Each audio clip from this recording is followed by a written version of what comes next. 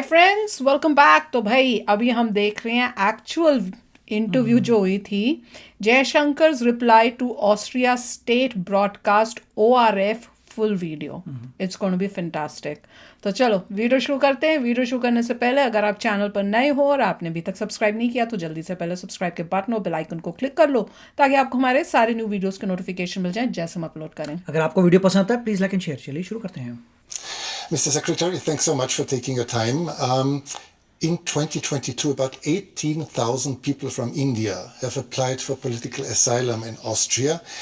For several months, there was no other country with more asylum seekers here. How will you explain that? Well, I mean, I don't know the numbers. If you say so, I have to take you at your word. But my sense is that when it comes to irregular migration, sometimes, because these are done by syndicates and gangs, you never know where they end up with. I think what's important is not what happened in the past. It is that we have a commitment to ensure that movement and mobility is legal. We would like a regime, an agreed regime for that.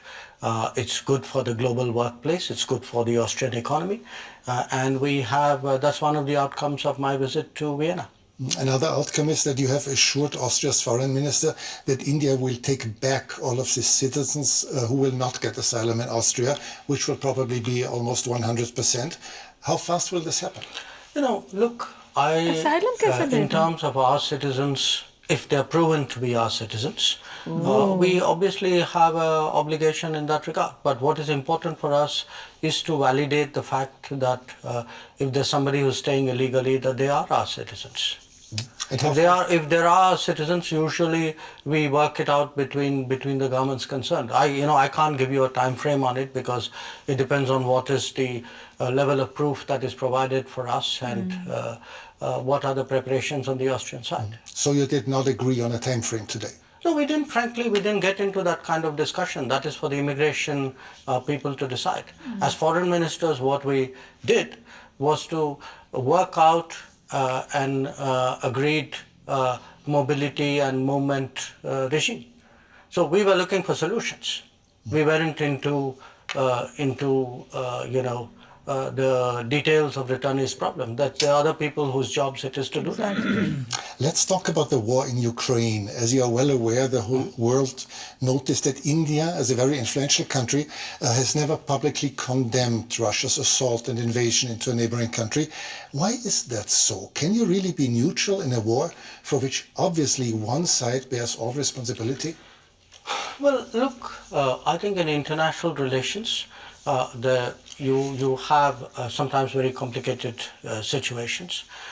And where we are concerned, we have always taken the position that the way out is for the countries concerned to get back to dialogue and to diplomacy. I'll come to that soon, but is this a complicated situation? Is this really complicated? There's just one big country invading its neighbor. No, look, I can give you many instances of countries who have violated the sovereignty of another country. If I were to ask where Europe stood on a lot of those, I'm afraid I'll get a long silence. So do understand one thing. At the end of the day, we make judgments in foreign policy based on what we think are our long-term interests and what is good for the world. But you and Prime Minister Modi have already said that, regularly call on both sides to stop the war and to negotiate. However, can one really urge Ukraine to stop defending itself? After all, there are no Ukrainian tanks in Russia. There are Russian tanks and planes and missiles destroying Ukraine. I think that's a bit of a misrepresentation. I think what we do is to say, get back to dialogue and diplomacy. There was dialogue and diplomacy in the early days of the conflict. So it's not that it didn't happen. So it's not for us to put conditions and to say this country is equal to that country. That's your judgment. But should you urge Russia to stop the war? I think we have been very clear that this conflict is not in anybody's interest, including theirs. But you wouldn't say it more explicitly? I'm a diplomat. It is my job to conduct foreign policy which serves my national interests and which serves what I believe is a long-term pathway towards peace and dialogue. Let's talk about India's interests. India does not take part in Western sanctions against Russia, but has increased its imports from Russia 5 times since the war began. By this, are you not helping Moscow? Are you not financing Russia's war? You know, Europe imported in the same period 6 times the energy which India did.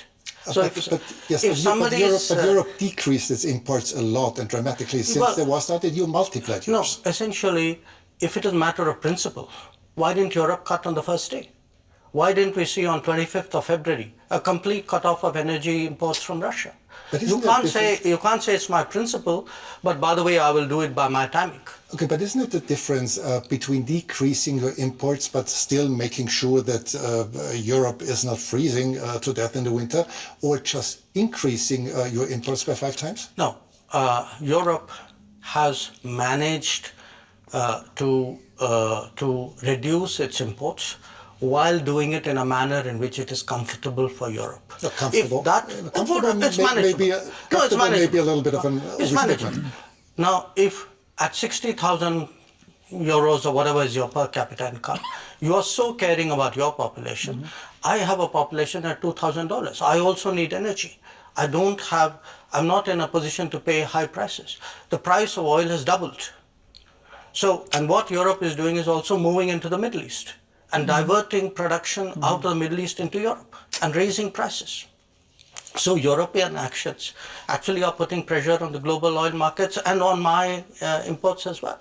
So I think it's something which, if European political leadership understandably would like to soften the impact on their population, I think it's a privilege they should extend to other political leaderships as well. Are you reluctant toward Moscow as well, because Russia is India's most important supplier of weapons and military equipment? And therefore? Are you reluctant to criticize Moscow? No, I think, look, we have a relationship with Moscow. We've had a long-term relationship with Moscow. I think it's important to look at that history of the relationship. It was a relationship built in a period when Western democracies used to arm a military dictatorship called Pakistan and deny India defensive weapons. So if we are talking about principles, let's talk a little bit of history out here. So how did the Indian exposure to Russia and previously to Soviet Union get built up? Because the Western democracies, for whatever reason, decided that their natural partner in our part of the world was a military dictatorship. Would you consider India an ally of Russia? No, I think India doesn't. We are an independent country. We do not define ourselves or perceive ourselves in alliance terms. That's very much a Western terminology. It's not a term that we use. Fantastic. Before you said you're a diplomat, but several weeks ago you called Pakistan, your neighbor, the epicenter of terrorism. Well, I did it again today without using the word Pakistan. Yes, and this doesn't sound very diplomatic, does it? No, because you're a diplomat doesn't mean you're untruthful. I could use much harsher words than epicenter. So believe me, considering what has been happening to us, I think epicenter is a very diplomatic word, because this is a country which has attacked the Parliament of India some years ago, which attacked the city of Mumbai, which went after hotels and foreign tourists, which every day sends terrorists across the border. But of course not as a country. Well, if you control your sovereign space, which I believe they do, if the terrorist camps operate in broad daylight in cities with recruitment and financing, can you really tell me that the Pakistani state doesn't know what's going on? Especially if they're being trained in military level combat tactics. So, when we speak about judgments and principles, why don't I hear sharp European condemnation of these practices which have been going on for multiple decades? Does the world have to be concerned that there someday will be a war between India and Pakistan? I think the world has to be concerned that there is terrorism going on, and the world often looks away. The world often feels it's not my problem. because it's happening to some other country. I think the world needs to be concerned about how sincerely and strongly it takes up the challenge of terrorism. But has the world to be concerned about the future war between India and Pakistan? I think the world needs to be concerned about terrorism. That's what Because, you said. yeah, sure. Because look, if you pose it the way you do, that's like giving a free pass to terrorism, saying, let's worry about the next consequence of it. I am worried about the terrorism. Okay, let's change the subject. You frequently said that India has a very complicated relationship with your neighboring China. Many people around the world are quite concerned that China might in the near future intervene militarily in Taiwan. Do you share this concern?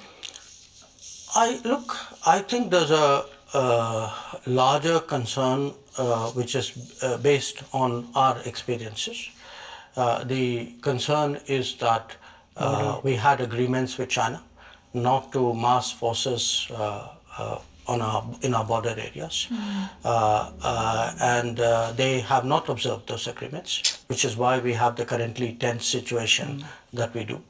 We had an agreement not to unilaterally change the line of control, which they have tried to unilaterally do that. So there is, I think, a perception that we have which derives directly from our experiences. Now, where else the status quo may change or not change, I would hesitate as a foreign minister to predict publicly. I may have my own views and assessments. But I certainly can share my experience, and my experience is that written agreements were not observed. Yeah. That we have seen levels of military pressure which in our view has no justification. China would say the opposite. They would say that India had not obeyed different agreements. But obviously, you see. No, I think it's difficult for China to say that for this reason. The record is very clear because today, there's a lot of transparency. You have satellite pictures. If you see who moved the forces to the border areas first, I think the record is very clear. So it's very difficult for China to say what you suggested they could. Good. India will probably overtake China as the world's most populous country within this year. This year. Is this fact of any political significance to India, or is it just a mere statistic?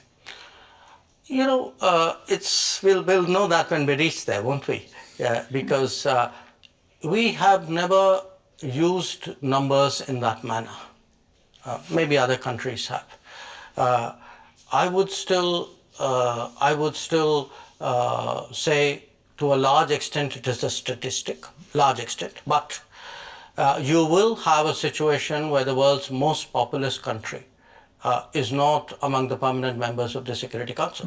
And what does it say about the state of the UN if that is the case? Wow. So it's a kind of both a मतलब yes and a no. It's partly a statistic, but I think it's a statistic which means a lot.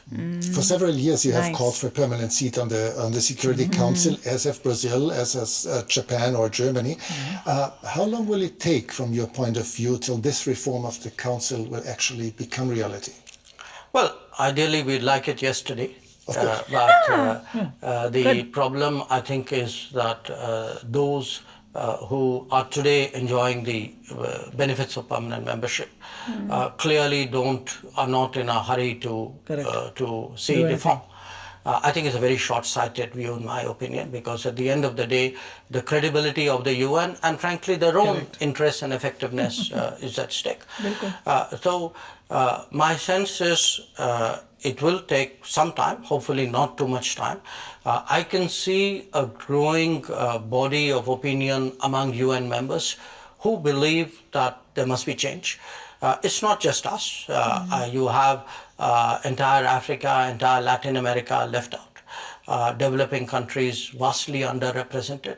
I think the state of the world, this was an organization invented in 1945. It's 2023.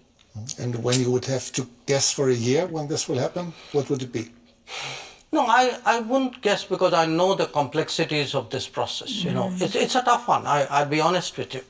It's a tough one, but I don't think because it's a tough one we should give up. On the contrary, I think because it's a tough one we should actually up the ante, increase the the feeling in wide parts of the world that this reform is absolutely essential. Thanks so much for your time. Well, thank you. It's a great pleasure.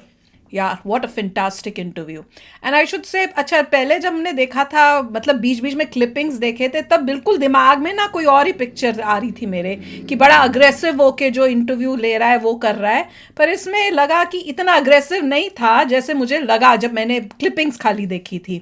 हाँ एक इसमें मुझे लग रहा था कि जब जयशंकर जी बोल रहे हैं तो बीच में कई बार वो बीच में बोलना लग जाता था वो मुझे लगा था कि you should wait let him finish Jaishankar ji finish फिर तुमको जो बीच में देखिए 15 मिनट सिर्फ दिए थे। हाँ वो है सो 15 मिनट में उनके इतने सारे क्वेश्चंस थे और मिस्टर जयशंकर ने भी तुरंत 1 मिनट में सबका रिस्पॉन्स वेरी दिया फास्ट उनका क्योंकि मिस्टर जयशंकर का अपना माइंड बना हुआ है सभी एंगल्स में उन्होंने सोच लिया है आप जो पूछ रहे हैं उसका वो साफ साफ आंसर दे रहे हैं। बहुत क्लियर थे वो कि भैया मैं डिप्लोमेट हूँ मैं इस बारे में ऐसा नहीं बोल सकता इसमें मैं ये बोल रहा हूँ बहुत अच्छी तरह से साफ बता दिया। और ये इतनी जबरदस्त गई थी इंटरव्यू कि पूरे वर्ल्ड में पूरा वर्ल्ड इस चीज को सुन रहा है और वो समझ रहा है कि इंडिया पावरफुल कंट्री जो है आगे में बनने वाला है।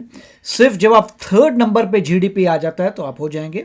उन्होंने ये भी पॉइंट रेज किया पॉपुलेशन का इसीलिए कह रहे हैं वो तो सिर्फ स्टैटिस्टिक्स है। हाँ कहाँ से कहाँ उन्होंने मेन मैं तो सोच भी नहीं सकी मैंने कहा अरे कहाँ पे पकड़ा और मतलब वर्ल्ड के सामने ये लेके आए कि भैया पॉपुलर हम हैं पर हमको परमानेंट और यही पॉइंट हम लोग भी कह रहे थे कि आपकी हमारी इतनी हम तो बड़ी शुरू से जब है, से रिएक्शन चैनल शुरू किया था तब से हम बोल रहे हैं अगर इतनी बड़ी कंट्री का रिप्रेजेंटेशन नहीं है यूनाइटेड नेशंस में तो यूनाइटेड नेशंस को कौन क्यों मानेगा। एग्जैक्टली कोई मानेगा नहीं। वो भी यही कह रहे हैं तो बहुत ही मैं तो ये कह रही हूँ उनकी ये जो इंटरव्यू है ये इतनी मतलब इंडिया को बेस्ट है और इंडिया की पावर और इंडिया को लाइमलाइट में और इंडिया के लिए इतना रिस्पेक्ट जनरेट करेगी पूरे वर्ल्ड में कि देखो इनके जो फॉरेन मिनिस्टर है कितने वेल वर्स्ड और कितने इंटेलिजेंट और कितने स्मार्ट और किस तरह से इन्होंने इंडिया को रिप्रेजेंट किया बहुत स्ट्रांगली रिप्रेजेंट किया है। It's just fantastic. Feel so proud to just know that we are from India and we have people in India representing India in such a nice, bold, fantastic manner. तो चलो friends चलते मिलेंगे next video में बहुत ही जल्द। Till then take care and bye bye. तो अगर आप मेरे इस चैनल पे नए हो तो जल्दी से सब्सक्राइब के बटन को हिट करो और बेल आइकन को क्लिक करो ताकि आपको मेरा जब नया वीडियो मैं लगाऊं आपको उसके बारे में जल्दी से पता चल जाए।